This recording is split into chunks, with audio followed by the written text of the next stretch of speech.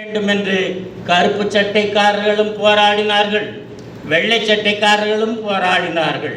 ஆனால் ஒரு ஆன்மீக புரட்சியாளர் எதுவும் பேசாமல் கனிவோடு பேசி முருகனோடு உறவு கொண்டு மெல்ல மெல்ல கொங்கு நாட்டில் உடமுழுக்கு அனைத்தையும் தமிழிலே நடத்தக்கூடிய ஆன்மீக புரட்சியாளர் நம்முடைய குமரகுரு சுவாமிகள்.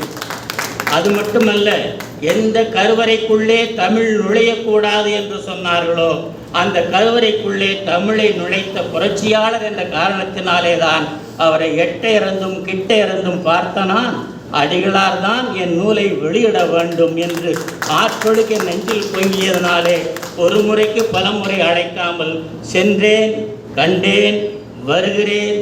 எந்த நேரம் என்றால் அந்த நேரத்திற்கு வந்த ஆன்மீக புரட்சியாளர் குமரகுரு சுவாமிகள் அவர்களுக்கும் எனக்கும் உள்ள உறவை சொல்லி அவர் இந்த நூலை வெளியிட வேண்டும் என்று அன்போடு கேட்டுக்கொண்டேன். அடுத்ததாக இந்த நூலை யார் பெற வேண்டும் என்று எண்ணி பார்த்தேன். அப்படி எண்ணி பார்க்கையிலே தான் பச்சையப்பன் கல்லூரியை பார்த்திருக்கிறேன், அழகப்பன் கல்லூரியை பார்த்திருக்கிறேன்.